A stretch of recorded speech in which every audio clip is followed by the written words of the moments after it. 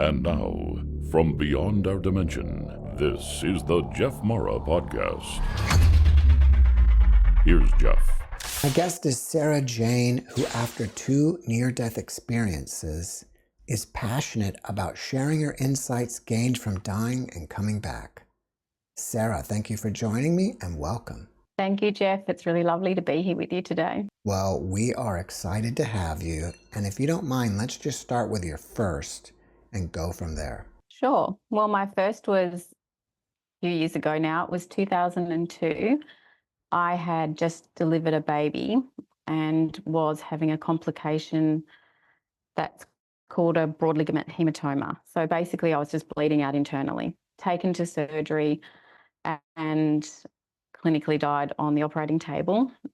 And I was aware of, during that surgery, I was aware of being out of my body, above my body, sort of to the base of the bed on the right-hand side and above, around the height of the operating theatre light, looking down at my body and observing the anaesthetist and the surgeon trying to stem the bleeding, and the anaesthetist commenting on my blood pressure crashing, the surgeon commenting that he was trying to stem the bleeding. I was aware of where the nurses were positioned around the operating table. I was just observing. I wasn't distressed or frightened. I was really just observing what was going on in the operating room. And then I was aware of a presence next to me, which was, I recognized as my grandfather's presence or essence. And he was communicating with me, you're not meant to die. You have to go back. Like, it's not your time. Basically, it's not your time and you have to go back. And the next thing I was aware of was I was waking up in the recovery ward, post-op ward. And I actually did communicate with the surgeon and the anaesthetist after that experience, being aware of what had happened and described what I'd heard being said. And they both collaborated with me the whole experience as I recollected what I had experienced. And that was my first NDE. It was a little bit short and sweet compared to the second one. Before you go into the second one, yeah, how were the doctor and the anesthetist? Were they combative towards you, or were they agreeable? I think I would say it wasn't combative and it wasn't agreeable. It was more surprised at the detail that I was given, even to the point that before I was out of my body, as I was dying, I was aware before things went south, they made a joke about something and I could tell them what they had said before all that happened. And there's no way I could have known any of that. And I knew my blood pressure, what they were saying about it. And being a cardiac imaging specialist, I am medically trained, so I understand. I was probably taking more account of the medical things going on in the room than anything else, which is probably a weird thing to do, but that's what I was trained to do. And that's probably a really good reflection in itself, in that who I was or how I thought was how I was operating or thinking in non-physical form. It was the same process of how I was analysing and how I would think about things. And yes, so they weren't combative, but they didn't want to explore it any further than, oh, okay, that's surprised, and they're more interested. They were colleagues I had worked with. The anaesthetist, I knew the anaesthetist for many, many years. So I actually had a relationship with them out of just being a patient. They both sent me cards every year from then on that day. On the birth date of my son, they both have continued to send me cards to say they can't believe, one, I'm alive, and two, that I think they just have a special place for that whole experience as well. That's amazing. I mean, obviously you took them by surprise, and they probably didn't know how to react. And I wish I wouldn't use the word combative. Maybe argumentative might have been better. But while you were out of your body, you not only heard what was going on, but you visually saw them in action too, right? I would also I probably should add, there was also an expansiveness before I was aware of my grandfather's presence. There was an expansion of my consciousness so I could observe my baby being cared for in the nursery, and also my husband he'd gone home.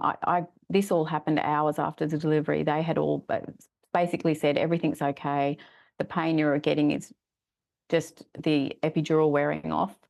And so my husband went home unaware that all of this was to unfold. And I also had that expansion of consciousness in that out-of-body experience of him in his bed receiving the phone call to tell him to get back to the hospital because I've been rushed for urgent surgery. So it wasn't just the operating room, it was also the nursery where my baby, I guess my consciousness was drawn to my loves. Maybe that, or whatever you had your attention on, you would think of your husband and then you would go there. Yeah. Did you confirm with him what you saw? Yep. Cool. Yep. After that NDE, did it change you in any way? I was really, I reflect back now and I wonder why, I existed out of my body and I didn't really give it much thought after that. I was really sick for 6 months. I had lost so much blood during the surgery. I couldn't even sit up for 2 months without passing out. I literally had lost so much of my blood volume, and I had developed inflammation of the heart a day after the surgery, which meant I couldn't be given blood product. So I actually couldn't be given any blood transfusion to help with my iron levels. And it took me, and my heart was it took 6 months for me to get well again, to function again. I would like to say maybe that stopped me contemplating much about what had happened other than, and then I got busy again, got busy with a baby, got busy. I had another child, got back to work full time. I just got back into life and I didn't think about it again, which is crazy. If we go back to your NDE, while you were there observing what was going on with them working on your body, did you really have any interest or did you really care about what was going on with your body? No, like I said, all I was interested in was what was happening medically, as thinking of it in the terms of watching all the machinery and watching watching the blood pressure readings and what the surgeon was doing and assessing it medically. It was no attachment to my body as me or even invested in what was happening. It was a very non-judgment, it didn't matter if the body died, no care about it. Did you realize the patient was you? Yes. Okay. I did. I knew I was observing me. But I didn't have any attachment to the physical me. It was just like I could have been watching anything. Right. That's pretty common. Okay. And it's pretty common also that the experiencer doesn't even realize that the body is theirs. It takes them a little time to figure it out. Yeah. That was the case with my second NDE. Yeah. All right. Not to that extent, but yeah. All right. Well, let's move forward to that one. Okay, so that was 16 years later. Quick, like, crash course in why I ended up having another NDE was 10 years before the second NDE. I had been diagnosed with a rare life-threatening autoimmune disease, basically a 10-year struggle for survival. I had every form of treatment over that period to try and get me into remission, and I failed everything. I ended up with stroke, heart attack, 8 episodes of meningitis, and that was the setting for my NDE. I had cardiac failure. I was in hospital with meningitis, and which is inflammation of the brain, and I had inflammation of the heart. And I was basically existing, and meningitis is anyone who has experienced it, really, really painful. It's not a nice experience. The way we were, I was a year in, or 8 months into weekly highest dose chemotherapy you could have. So I was pretty knocked around by this point, and it was failing. It wasn't working anymore. So we had to find another treatment, and there was an experimental one that we had heard about to try and wait for that. The way that we were treating the meningitis was high doses of prednisolone. So I had that and I got stable, and the drug had not been, the experimental treatment had not been approved. And I wanted to go home. I had spent many times, many months over the years in hospital, and I had 3 children at home. I was in Sydney, in a big city hospital, and we lived in the country, and I wanted to see my children. And so I was allowed home. I was stable. I was stable enough, I guess, to go home, and I pretty much was existing. I was unable to care for myself. I was pretty much able to breathe. And on the day that my second NDE happened, I woke up with a knowing. I knew. I can't tell you how I knew. I woke up knowing it was my last day and that I wouldn't be here tomorrow. And I spent that day, the children went off to school, and my husband brought them home in the afternoon like he did every day, and they would come into the bedroom and sit on my bed and do their homework and just chat to each other, or chat to me about their day and fill me in on all the school gossip. And I would lie there listening, and I had no hair. I had a scarf around my head, and I had dark sunglasses on because I had meningitis, and any form of light was too much for me. So I looked quite funny, but they would just chat away to me, and I intentionally drank every moment in. And I remember trying to think through the pain to say the things you would say to your children on those moments that are monumental, like a 21st birthday or a wedding. I tried to collect myself to say the important things that a mother would say to her children. And I just drank them in, drank it all in. And they went off to bed, and my husband came in to check on me and asked if I was okay. And I said that I was as fine as I could be. But I told him that the knowing that I had, that I wouldn't be here tomorrow and that this was my last day. And he said, "Oh, if that's how you feel, I should take you to the hospital." And I said, I don't want to go. I want to be here in my own bed. And we made a pact that if I still felt that way the next day, that I would let him take me to the hospital, and I knew that wouldn't be the case. I knew I wouldn't, I knew I was counting down.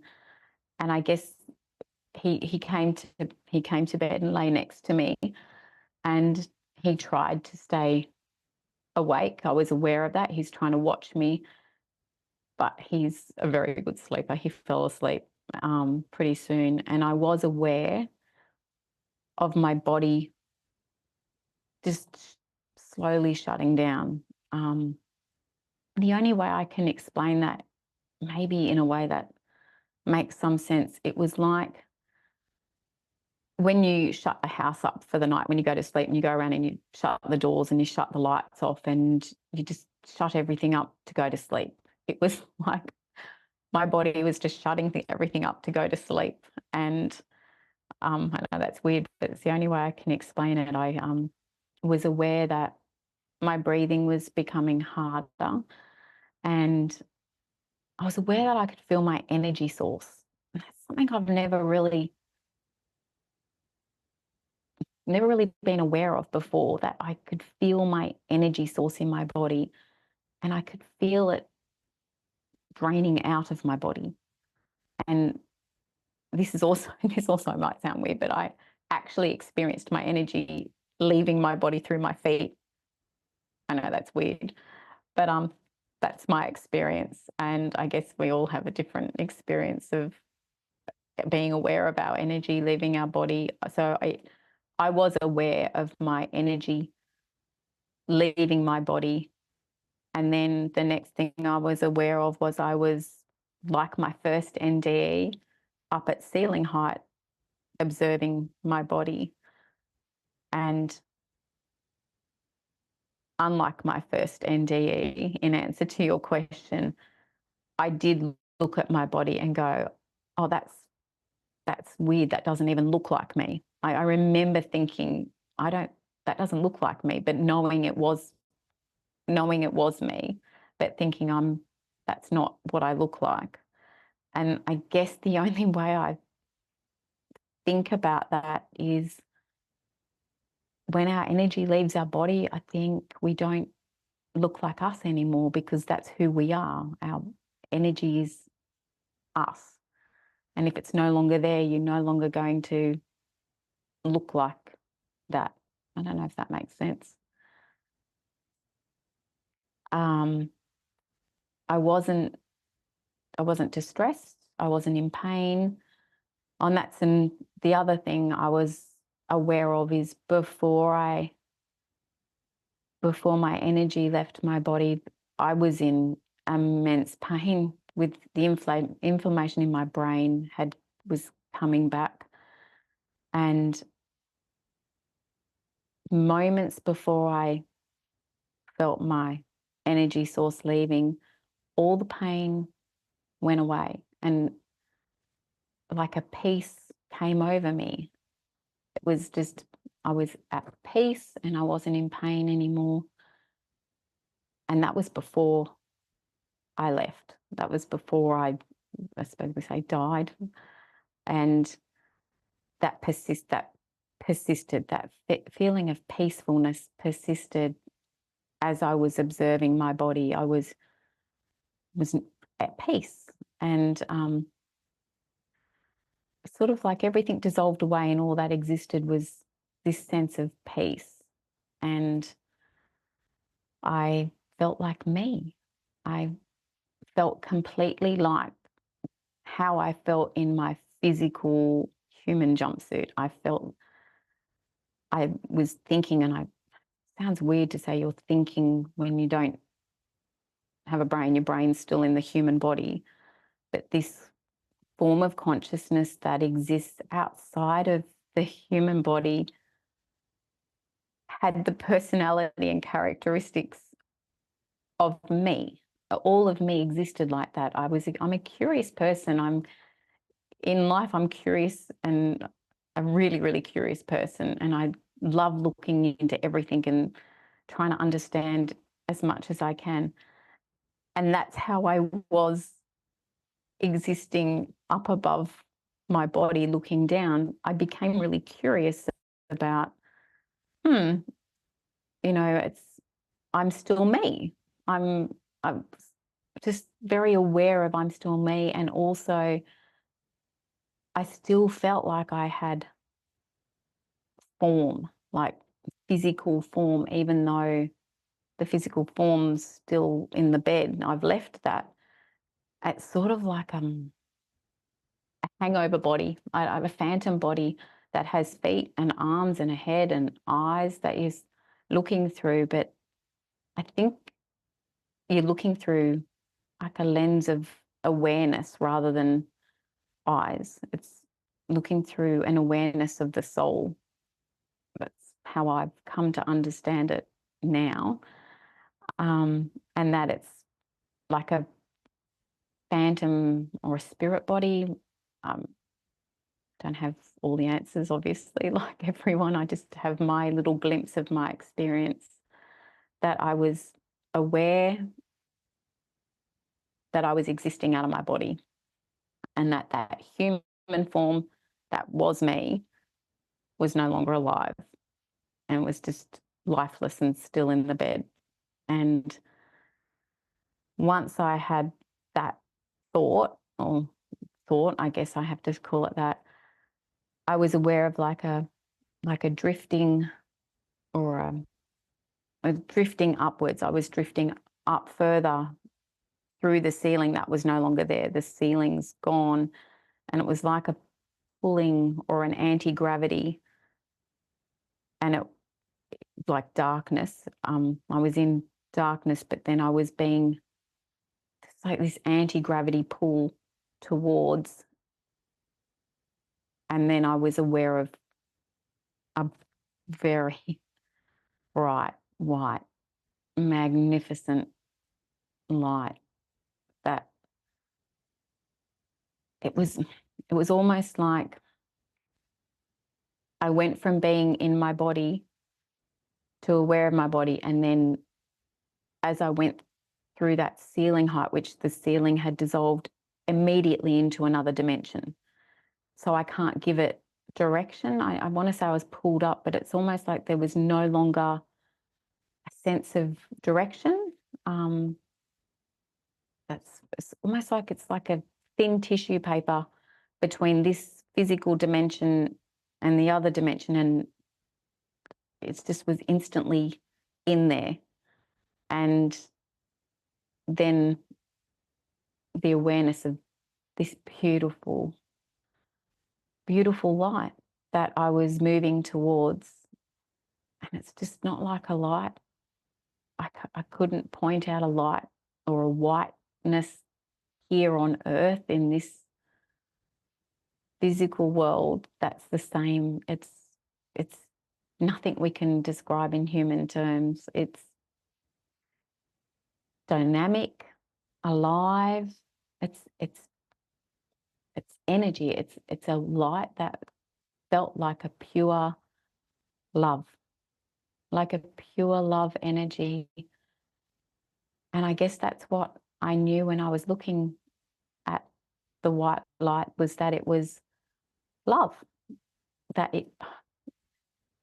it was love. It was the most beautiful love, and that it was unconditional, non-judgmental, compassionate, just magnificent, powerful love, like more powerful than anything I'd experienced in the life I'd just left. Like it powerful, like to the power of 1,000 of any form of love I've experienced here. And I knew that it was where I came from, and I knew it was where I returned to. It's like the knowings of things that I didn't remember or know in human form. I knew that it was the source of all, that it was consciousness. Like it was the source of all, that it created me. It was part of me. I was part of it, that it was the foundation of everything. absolutely everything. This love consciousness was, the consciousness was love, and it was the foundation of everything created. I knew that. It was like, I know my children. I look at them and I know they're my children. It was just that absolute knowing. I guess the closer I moved to it, and then I was aware that it didn't seem to have a source. Like if we turn on a light in our room, we know that there's a source from which that light is emanating. I wasn't aware of a source. I couldn't discern a source. It seemed to be everywhere as I became part or returning back to it. It was me and I was it almost. It was, yeah, I was aware of vibrational, that's right, I was aware of vibrational sounds. That was, I guess I could say, musical notes and singing almost blended as one, that seemed to just be pulsing or soothing around me and pulsing through my soul. I refer to my energy source as soul consciousness, and it seemed to be connecting and communicating love to me. It was the most beautiful sound. It's like the light. Everything was magnificent, more magnificent than anything I'd experienced in human form. And then I was aware of beings, being aware of a presence of beings with me, and three beings, and one seemed to be more prominent than the other two, and can't say like a he or a she. The beings that they were communicating like telepathically. It was no one's speaking. It's a telepathic communication. It's almost like a feeling, like a communication system that's got feeling as the foundation of it. And I was being like gently told, or almost like, let's see how that went.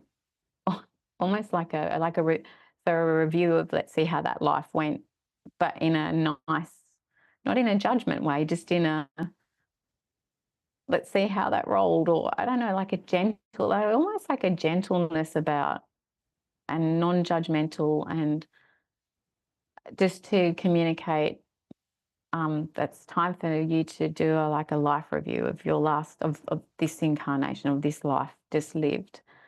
And I would like to say a screen appeared, but like everything in this non-physical dimension, it's a screen, but it's not a screen. It's an energetic representation of scenes of the life that I've just lived, that are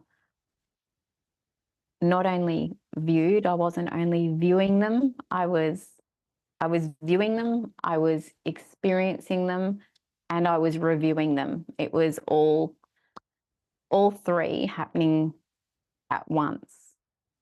And I wasn't just experiencing them as me.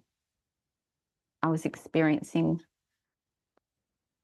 each scene through the lens of how I experienced it, but also the other person that may have been in that scene with me, and the ripple effects of that scene. So if I had said or done something that had a positive effect, I would experience how that person received it, and also how it rippled out down the track to other people, to circumstances, to how they may then go on and treat other people. If it was a negative experience and I had caused pain or suffering through my words or through my actions, then I experienced that, how the other person experienced it, how they felt, and also the ripple effects of that. And it's made me realize now I was reviewing all of that, but I was also reviewing my intent behind my words and my actions in those moments. And it's made me realize intent really matters. The intent of what we do is what we're reviewing as well. And I really hadn't given that much thought while I was living. The intent held within me is really important, because what I do and what I say and the intent behind it, it interplays with consciousness, and it's really powerful. And I think that's something that I've brought back with me now. So at the end of my life review, which is what I call it, I don't know if that's what I call it. And at the end of my life review, my guides, the presence of my guides seem to recede a bit, and it's hard to talk about space in a dimension that's not defined by space. It's like talking about time. In this dimension, time isn't how we conceptualize it in human form. It's time exists and space exists, but differently. And I find it hard to give language to something that's really hard to explain, as it doesn't exist in the terms that we understand it here.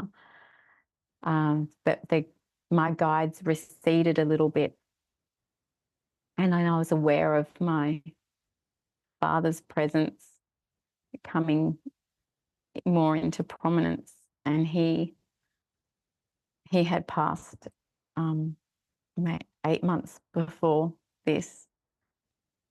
And so before I had started all the really intense chemotherapy, and he had dementia before he passed. So I didn't know how aware he was of all I had been through. And that's what he was communicating with me.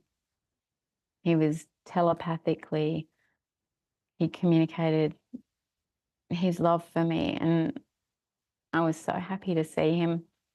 And he was telling me how proud he was of my fight, and that he knew what I'd been through, and he was so proud of me. But mostly he was communicating his love for me. And he held out his hands like you do for like a young child. You hold your hands out and beckon them to come towards you. And I couldn't believe how different he looked too.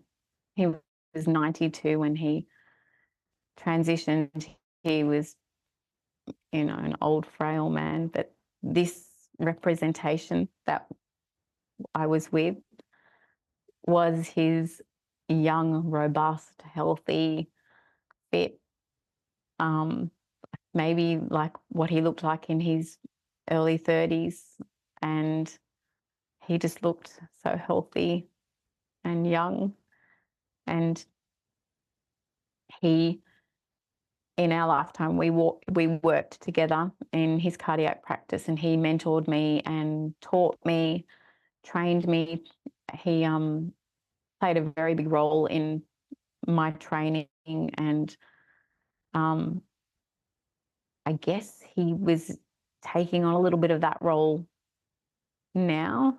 Like I said, things, who you are in your human form, how you feel, your personalities and your characteristics, that's who you are. That's the essence of you. And that relationship was very much how we were interacting. He loved learning. He loved sharing what he knew with me. And he turned his head and directed his awareness off to the distance and off to like the right, and communicated with me, you know, like, look at this. I want to show you something really cool, sort of in that context. This is really cool. And I followed his gaze and looked off to the distance. And what I saw is, I can only explain as the unfolding and like expansion of consciousness, just infinitely expanding and unfolding as we were placing our awareness on it. And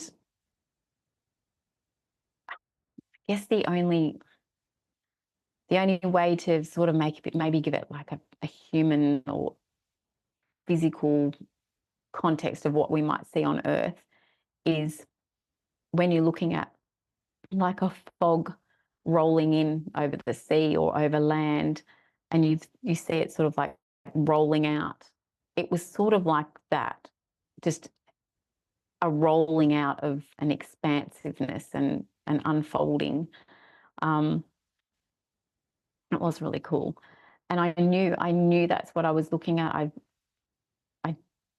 can't say it was like telepathically communicated. That's what I was looking at. I just knew it, like things, intelligence or knowledge that's stored within that you forget while you're in human form. In the physical dimension, you seem to have amnesia to this, but when back in the non-physical dimension, it's like that knowing is right there, like you have access to it. Just this access to knowledge that I didn't, you're not aware of here. And awareness it's this powerful tool. It's what was co-creating with consciousness to expand it, to create, to you co-creating. Your soul consciousness is co-creating with consciousness. And I think that knowing of your part of consciousness and its part of you, like it's not a separation, it's all joined and one and unified, this unified field of consciousness. Really was really cool.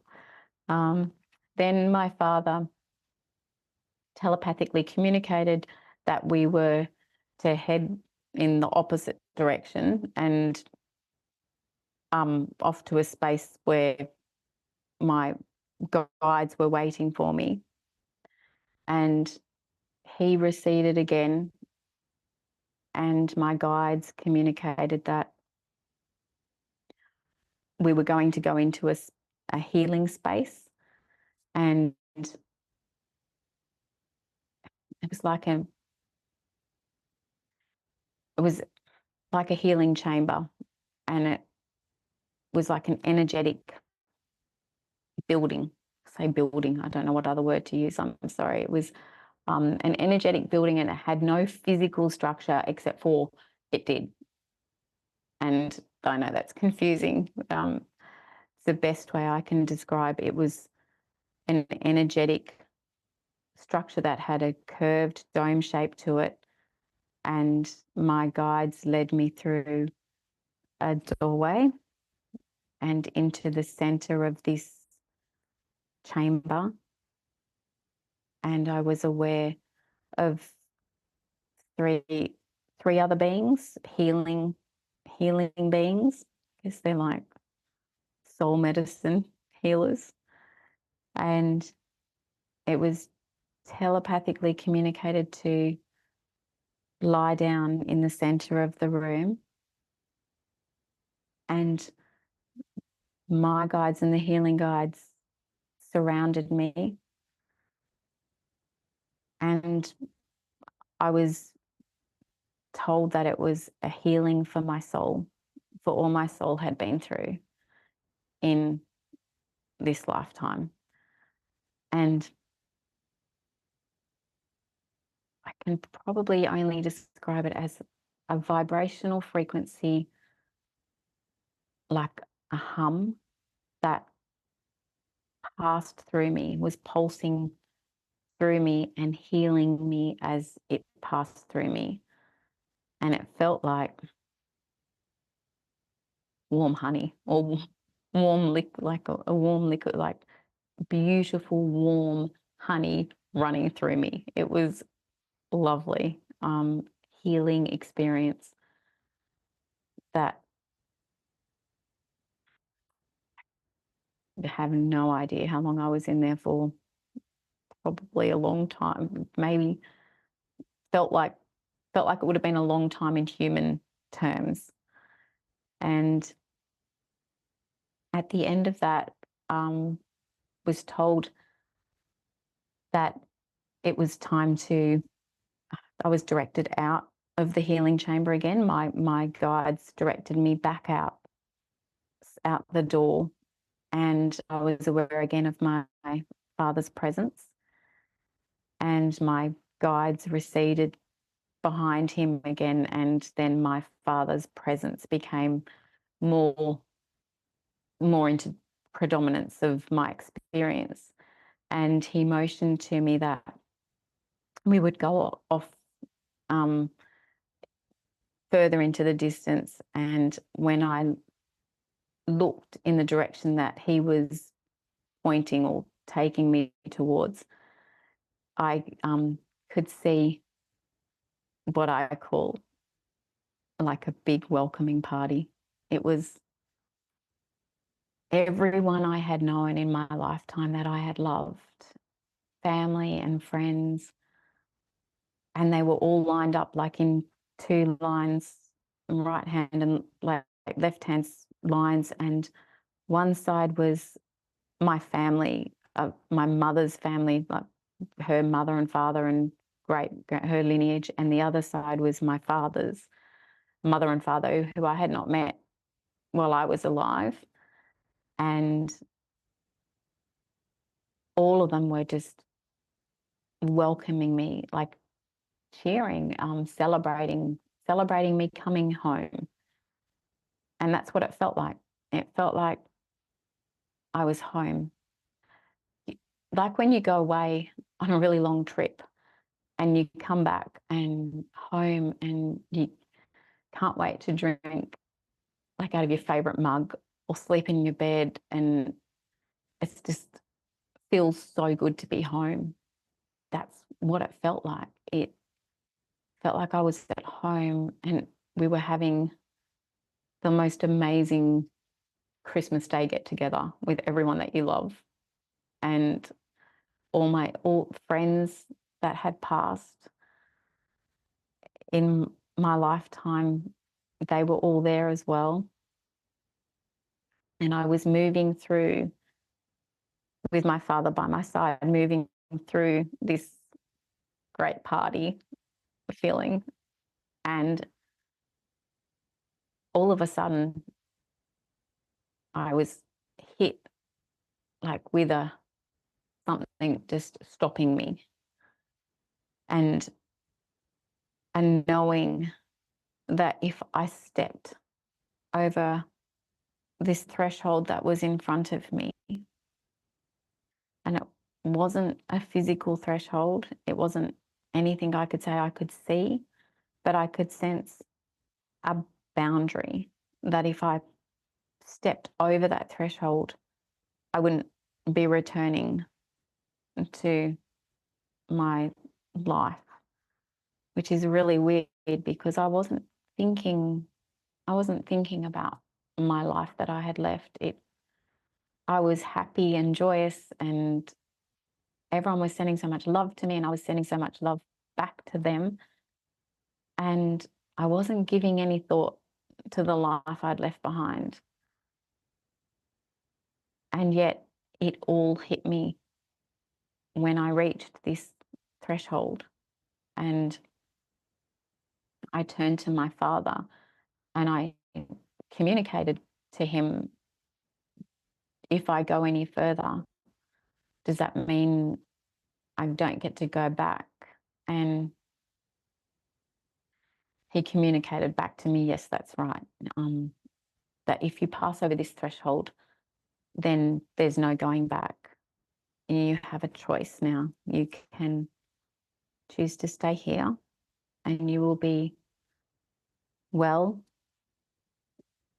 free of illness and free of pain, or you can go back and you will go back to your sick body and back to illness and pain and challenges health-wise.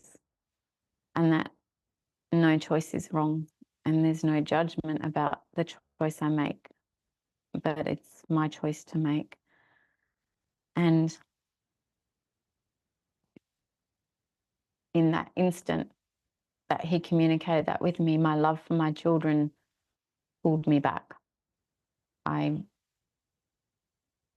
telepathically, if you can yell telepathically, I telepathically yelled, no, I want to go back to my children.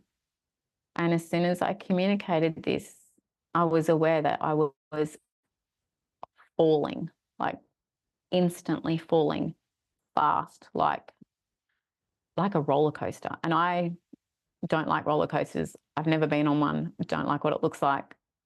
It is what I would imagine it being on one of those roller coasters that just dips really quick. It was fast falling.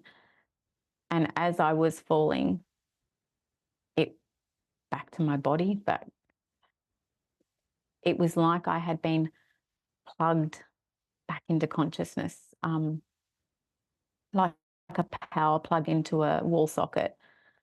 And information was being, everything that I had been like curious about, wondering about time, space, energy, how does it work, past lives, everything was downloading, like those books. I don't know if you remember, there used to be books when I was little and there was like one line drawn, and as you flicked through the book, the pictures became, they told a story.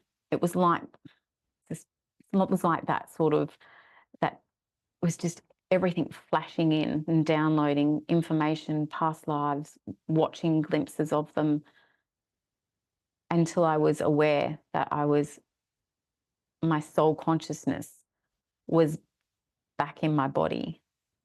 And at that point, it was funny, not funny, it's strange, because I wasn't aware how light and expansive and free I felt as pure soul consciousness. And trying to squeeze all that back into my human jumpsuit, and it just felt tight and heavy and dense, and like I was in clothes that were way too tight. It just felt uncomfortable. It's weird. I was aware of trying to breathe, and I guess I hadn't given breathing any thought. You don't need to breathe in non-physical form. And now I needed to. I was aware of gasping and trying to get air into my lungs. And this woke my husband up. And he, I think it's just a reflex, immediately went to feel my pulse and made a comment about how thready it was, and said, are you okay? And I was, yeah. And I'm back in my body and back in immense pain and back in my life where I'm really sick. And needless to say, I was taken back to hospital, and might have been 5 days later, I managed to get the experimental treatment that we had been waiting on, and had that over the next 6 months and managed to get into remission. Although in saying that, I knew I came back with a sense that it would work and that I would be well again. I just knew, no matter how sick I was, getting back to this point, I knew that the treatment would work. And I started living life again, being able to do all the things that I hadn't done for so long while I was so sick. But I do it all a little bit differently now, with trying to integrate all that I experienced and learnt. Not learnt's maybe a poor choice, but understanding that love is the foundation of us all, of everything. Love created everything and is the foundation of consciousness. And I understand now that we're here to be love. We're here to be love, like as a verb, be it, that we are love and we exist beyond the human form, the human jumpsuit that I call it. We're all part of consciousness. We're all individual aspects of consciousness, but we're all love, and we're all here to be love and live as love as our intent. I think that's what I've brought back So from the whole experience. do you think all of our purpose is to try to be love, even though forgetting about the other side? No, I think we're given opportunities in life to remember who we are, to remember that we are all one, yet we're all individual aspects of that one consciousness. I think those opportunities to, I don't want to say wake up, but to remember self, come dressed up like illness or loss or great challenges or hard. We would call them suffering, or we may call them suffering or pain, but I think they're here to help us remember the truth of who we are, and to remember that we're soul consciousness and that we are infinite and eternal, and that we are part of infinite love. Well, you saw other past lives. Why do you think we keep coming back over and over again? I feel that to evolve our soul back to, like, to evolve to exist as pure love, as pure soul consciousness, if you are immersed in that, in the non-physical realm, it's hard to realize that, to actualize that, if you are not able to learn. I think we come to Earth School to learn our lessons, soul lessons of forgiveness, to be more compassionate, to be that gratitude, joy, all the aspects of self, because I feel that we hold all of it within our soul, and you can't know one without knowing the other. So quite possibly all of the lives, past, present, future, are all about experiencing all aspects of self and then evolving to transmute those aspects back to love, or what we shine our awareness on. As I was shown in my NDE, what you put your awareness on expands and unfolds. So if in the human form, we learn that what we put our awareness on, if we put our awareness on compassion or forgiveness or kindness or gratitude, then that expands and to become more of us. Or we could put our awareness on hatred or resentment, and then that'll expand. What you put your awareness on becomes your reality. And I think we're here to remember who we are so that we do that. And it takes many different experiences to work on all of those many aspects of self. During your life review, could you consider it to be a life relive? Because you're kind of re-experiencing things. Mm-hmm. I'll add an extra question and then you can answer them all. Mm. And while we're on the topic, do you think the three guides not only were reviewing your life, but also re-experiencing it as well? As if they were you and the other people. Okay. I think, from how I experienced it, it's definitely reliving it. It is as if you are back in that moment. And like I said, time doesn't exist in the non-physical realm in that dimension as it does here. All of it exists concurrently. The only way I can explain it is if we look at time as past, now, future, like in a linear representation. If we could turn it around and have it stacked on top of each other, and what you remember, like the jukebox, like a jukebox, and there's lots of records lined up, and what you select your song, and a little arm goes in and pulls that record out. It's like your awareness is that what you put your awareness on pulls out that record or that time, and they're all stacked on top of each other, and you pull that out and you're playing that. But you have access to all of it all of the time by what your awareness is on. So your pure soul conscious awareness is placed on that in your life review. You are experiencing it in real time. It existed in your past, but it's existing all the time as a reality that you can step into and experience. That's my understanding of how that can be.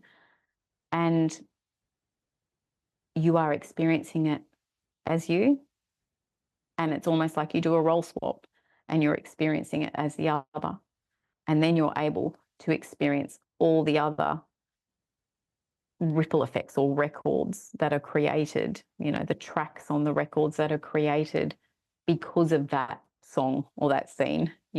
You're stamping on consciousness and experience that will then stamp on other effects that you can see, like you're watching a movie, see it unfolding. It's like that unfolding of consciousness. You can see the unfolding ripple effect of positive and negative of all that you do. And you live it like a watching, but living and reviewing. And the guides are not in the scene with you, but the telepathic reviewing is concurrent, if that makes sense. What could have you done differently, or what did you learn from that? Sort of not in a judgmental way, in a learning way. In like when you're kindergarten, you're learning to trace letters, and if you grabbed a really fat crayon, it may not be as great as a really thin pencil. What did we learn? Let's do it this way next time, or just sort of like that in a reviewing sense, with a kindness of how you treat your children. Like when they're babies and they're learning to walk and they keep falling over, you don't get angry that they fall over. You just go, okay, let's hop up and do it.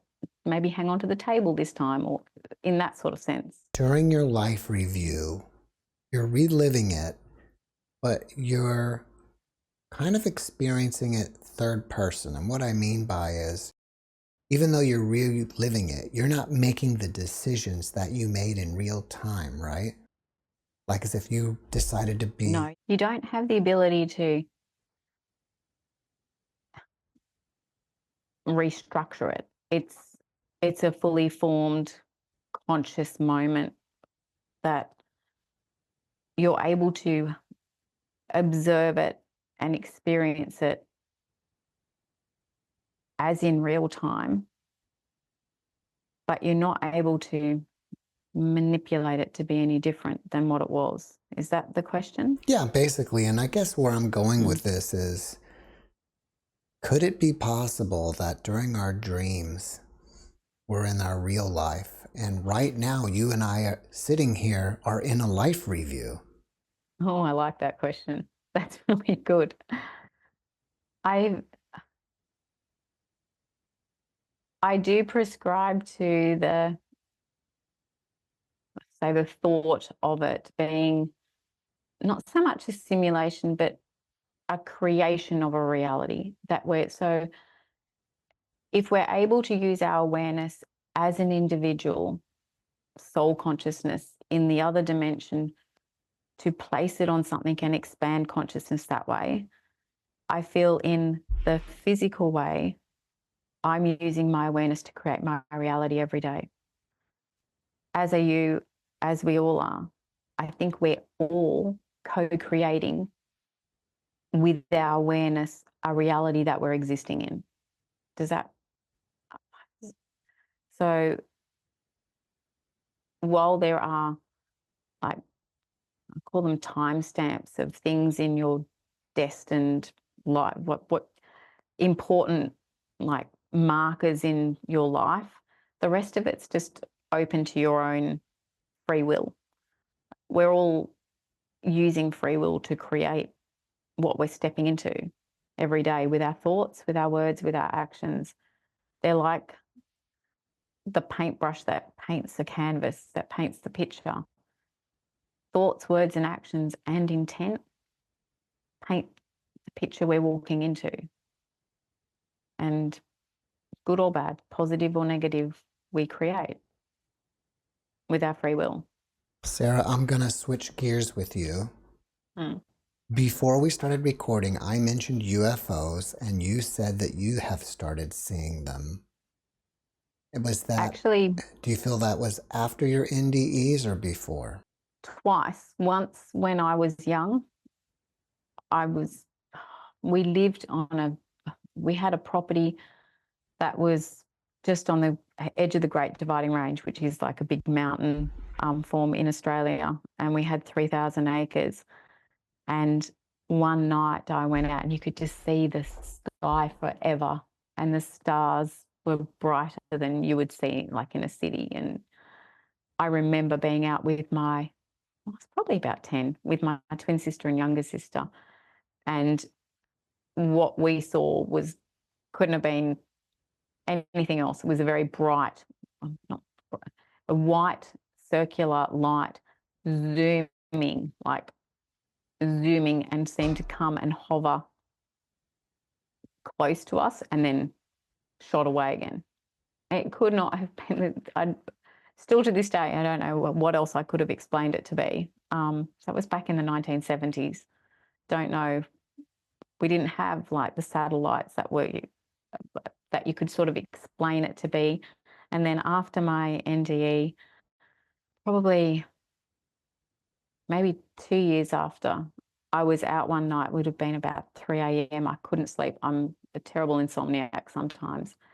And I was outside and I had the same experience, but much bigger, and the same sort of thing, but moving across the sky, then zooming in closer and then zooming off in a different direction. And I believe that I saw some other life form, and of course there's, from my perspective, it's not just us, there's this huge universe, there's other life forms. Well, way more intelligent than us. yes. Well, after watching this podcast, people may want to reach out to you and ask you questions. Are you open to that? Yeah, sure. Definitely. What's the best way to contact you? I have a website that's got a contact me form on it, which is sarajayne.com.au. Do you have anything that you're working on that you want people to know about? I'm in the process of writing a book about my experience. I hope to have it ready for publishing at the end of the year. And it's actually turned into a trilogy. Like most things in life, I start with one thing and then it grows and expands. So I have 3 books on the go at the moment, but the first one will be about consciousness and my experience and insight and wisdom, lessons learnt from living in the dying, coming back, living in a non-physical realm, existing there for a little bit, and just trying to share what I can to maybe help us all understand this human experience a little bit better. Well, before we finish up, can you leave us with one last positive message? That you are loved, that we're all loved. We're all here to serve one another in love. And that also means self-love, to love each other and let us all shine our light onto the world. I think that's my main message, is that love is the foundation of it all. Sara, thank you for your message, and thank you for being my guest. Thank you, Jeff. It's been a lovely opportunity to talk with you today, and I really appreciate it. Well, we appreciate you. Thank you. Thanks for watching the JeffMara podcast. I really appreciate you. Another way to show support is through YouTube memberships. And if you do, there are loyalty badges and other perks depending on your level of membership. All you need to do is click the join button underneath the video to find out more. Thank you for your support.